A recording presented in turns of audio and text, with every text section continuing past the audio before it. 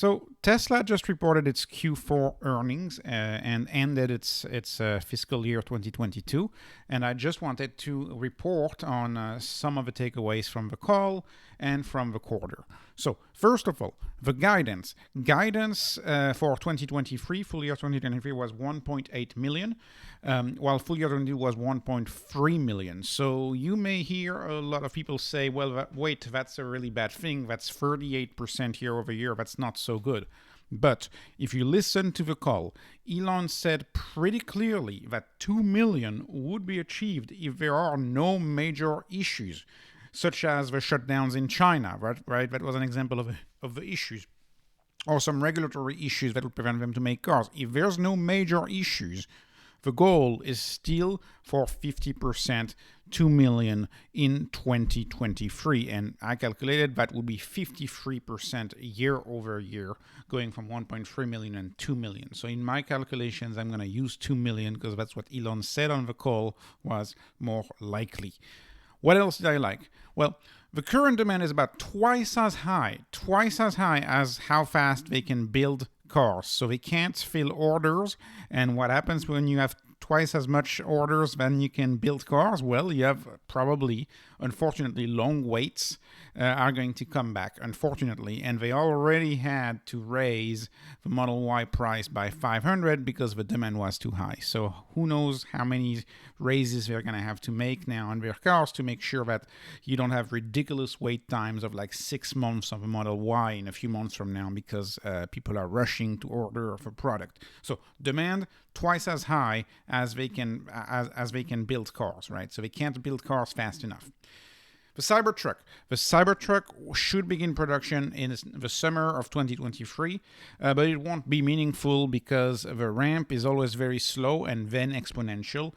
Elon expects meaningful effect of Cybertruck in 2024, but Elon said that he will use the Cybertruck as a daily driver, and therefore there should be a lot of media attention and a lot of pent-up demand as soon as the Cybertruck ramps.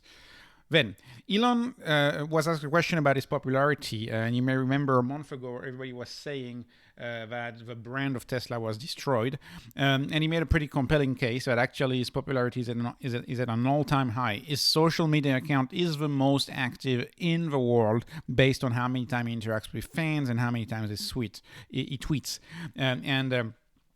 He is pretty conclusive that the brand did not suffer from his political tweets. So that's a major concern that seems to be alleviated here. Then, major expansion plans were announced for manufacturing 4680, the next generation cell at Giga Nevada. But they also said that not all of these cells are to be used for semi. And so the analysts insisted and were like, what are you going to do with all of these cells? And Elon hinted, but did not say, but hinted that there may be a new product that would be logically manufactured in Nevada because it would make no sense to move the cells to, say, Texas. And so what could this new product be? Well, maybe Rivian is getting a competitor on vans. These are some old renderings of, you can make a smaller van, like a delivery van or transportation bus. So there could be a new product coming with those 4680 batteries. So that's pretty exciting, and we may learn more in March at Investors Day. Then, what else did he say? He said that the recession, although he does not wish for a recession, the recession should actually help Tesla's operating margin, and the operating margins are all that matters for Tesla.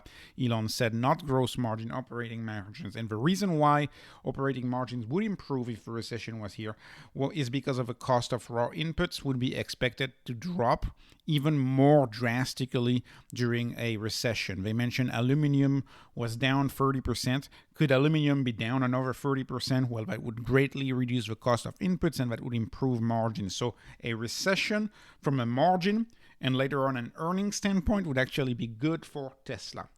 What else did he say? He talked about Tesla insurance. That was very interesting. Little talk about Tesla insurance in general, but the insurance has many purposes. One of them is gaining insights on how to minimize repair costs on a car. So as more Tesla drivers are getting insured with Tesla. They have more repairs to handle it, and they learn how to repair their cars better, saving money for customers. Always with the idea to have the most affordable electric solution for customers. That saves money for customers. And then a third point that he said, which was very interesting, it's about forcing all insurers out there to charge competitive rates for all Tesla drivers, because there were issues in the past where insurance companies were charging much more for Teslas because perhaps of a repairability issue, perhaps of uncertainty surrounding Tesla cars and electric cars in general. So having Tesla insurance and a strong Tesla insurance offering actually reduces insurance costs for all Tesla drivers, not only the 17% that register with them whenever insurance is available. Then, what else did he say? Elon said that Tesla is a leader in AI, and that's something that few people realize about the company. And specifically in AI, when it comes to dedicated machine learning or neural net chips. So the Dojo here comes into play. He says that Tesla is going to be much better at training AI than the A100 chips from NVIDIA, and expects Dojo to be, for example, one order of magnitude better than the leading AI chips in the near future, and that would be the A100. So what does the near future mean? Is it less than a year? Maybe, but that's a big sign of confidence that Tesla has for its AI product. Then, Elon Musk, and this is something that I've said on the channel many times, praised Chinese EV manufacturers as the most credible competition. But legacy auto does not seem to be credible competition for Elon Musk at this point, which is very interesting. As I've always said, Chinese EVs work really hard. But legacy auto, Elon doesn't perceive them as a threat. Lastly, Tesla will continue to focus on the cash pile, so no share buybacks for now because there may be a recession. And not only do they continue to engage in the cash pile, but they are holding firm on their stance against revenue financing, i.e. they are not financing their own cars, the sale of their cars. They're not financing the sale of their cars with their cash. That would be dangerous. They're still using third-party financing and relying on third-party to take on those loans for the sale of cars. So this is obviously extremely different from what Ford does and what GM does. There's a reason why Ford and GM have $200 billion plus each worth of debt. That's because they finance their sales for their customers. Tesla does not do that in any meaningful way, and they don't expect to do that anytime soon. So that's, again, a good sign that this company continues to be anti-fragile, continues to behave like a big tech company, and I loved everything about the quarter. Thank you so much for watching. None of this has been investment advice, never investment advice. Don't forget to like and subscribe. Thank you so much and have a great day.